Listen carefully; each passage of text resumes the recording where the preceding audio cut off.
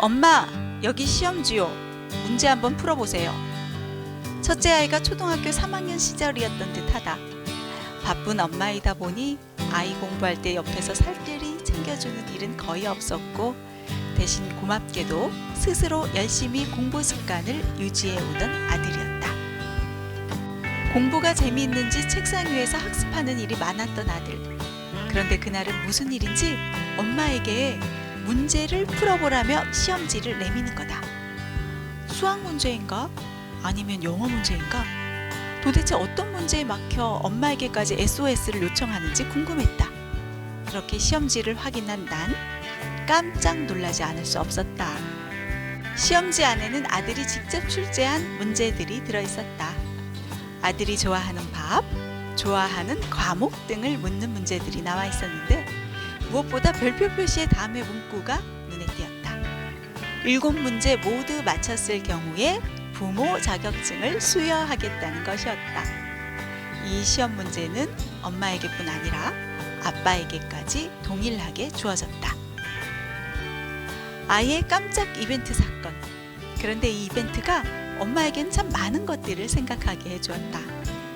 그동안 내가 아이에게 관심이 덜했나? 라는 엄마 반성부터 시작해 과연 나는 부모로서의 자격이 되는지를 돌아보게 되었고, 또한 우리 사회에 부모 자격증 제도를 도입하면 어떻게 될까? 등의 또 다른 생각들이 꼬리에 꼬리를 물고 이어지더라는 거다.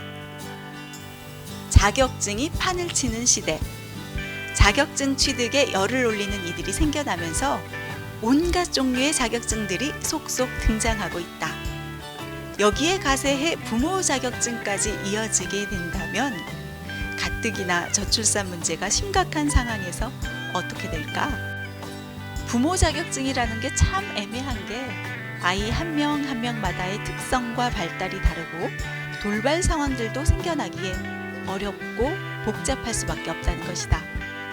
그리고 이미 수많은 우리 부모들은 자격증이 필요 없을 만큼 자식을 위해 정말 많은 공부들을 해나가고 있다는 것이다. 물론 일부 자격증이 필요한 부모들도 있긴 하다. 하지만 우리 주변에는 여전히 많은 부모들이 내 자식 잘 되라고 때론 자신을 희생하기도 하고 자식을 위한 지원을 아끼지 않는다.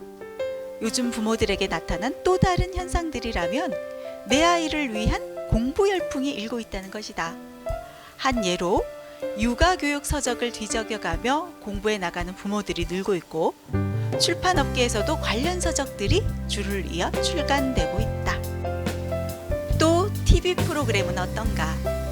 요즘 육아 금쪽 같은 내 새끼, 공부가 뭐니 등의 프로그램의 인기 또한 우리에게 많은 이야기를 해주고 있다.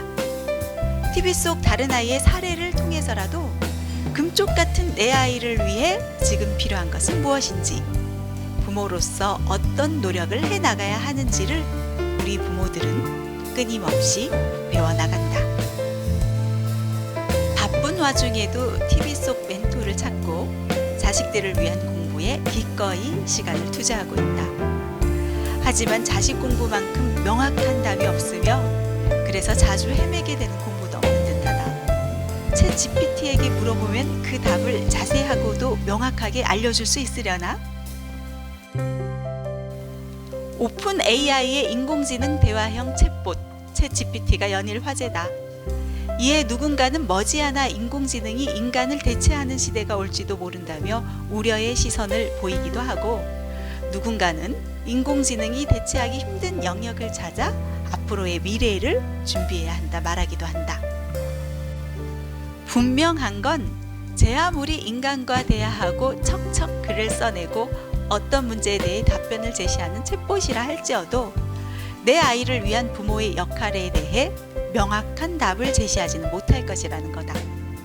보편적인 부모의 역할에 대해 이야기할 수 있을지언정 각 개인에 특화된 맞춤형 부모의 역할을 기대하기란 그리 쉽지 않다는 것이다. 인공지능에게조차 쉽지 않을 듯 보이는 부모의 역할. 오늘도 수많은 부모들은 스스로 그 어려운 답을 구하며 각자만의 스타일대로 자녀와의 소중한 시간을 보내고 또한 계획하고 있다. 그렇게 우리는 변함없이 내 아이와 연관된 알쏭달쏭 어려운 문제들을 마주하고 씨름하며 부모 노릇을 해 나가고 있다.